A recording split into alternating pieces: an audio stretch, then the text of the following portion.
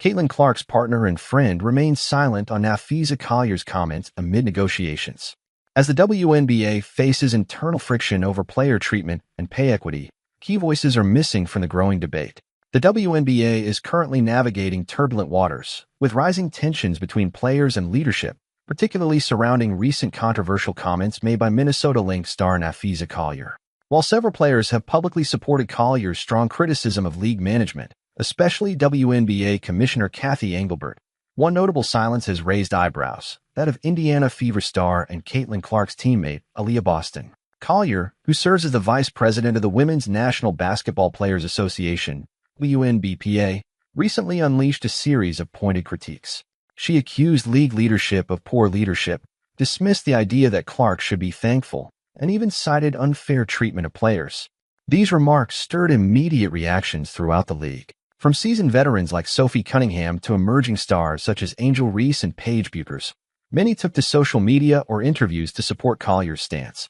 However, as the list of supporters grew, so did the curiosity around those who stayed silent. On a recent episode of Courtside Club, hosted by Rachel A. Demita, attention was drawn to the list of WNBPA representatives who hadn't publicly spoken on the matter.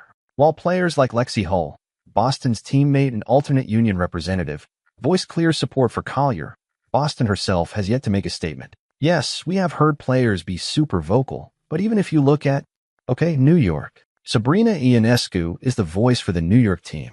If we look at the Indiana Fever, it's Aaliyah Boston, and then the alternate is Lexi Hull, Demita explained. Now, Lexi Hull was somebody who came out and supported Fee, and said that she made a lot of good points. Aaliyah Boston was someone who kind of skirted around these questions and tried to make light of everything. While Boston has been active on social media, praising teammates, showing sportsmanship, and even issuing competitive warnings to rivals, her conspicuous silence on Collier's comments hasn't gone unnoticed. Adding to the intrigue, Boston and Collier haven't exactly been close. A heated on-court moment earlier this season, which saw Collier suffer an ankle injury during a play involving Boston, may still linger in the background of their relationship. Still, Boston's quiet stance is in stark contrast to her peers. Sophie Cunningham said during a podcast, "The disrespect is just crazy to me," referring to the commissioner's perceived dismissiveness. Lexi Hull, during a pre-game interview, stated, "It's exciting to see players speak out. I agree with everything," she said. Even Indiana Fever head coach Stephanie White backed Collier, saying, "I'm thankful that we have strong women that are willing to say the things that matter and say the things that will move the needle for change." Caitlin Clark herself, who was indirectly referenced in the backlash, managed to support Collier without inflaming tensions. However, Boston, who is not only a teammate but often seen as Clark's closest ally on the Fever, has remained publicly neutral. Fueling this ongoing controversy is the rapidly deteriorating relationship between Nafisa Collier and WNBA Commissioner Kathy Engelbert.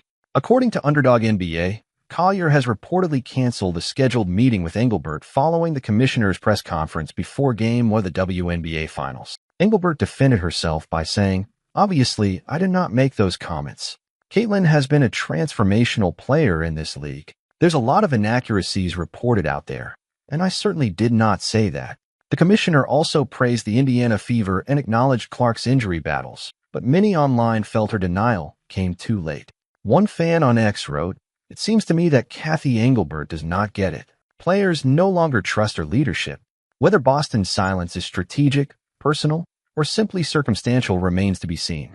But in a moment when many of the league's biggest names are taking a stand, her absence from the conversation is striking, especially given her role as a team leader and union representative. As negotiations around pay equity and player treatment intensify,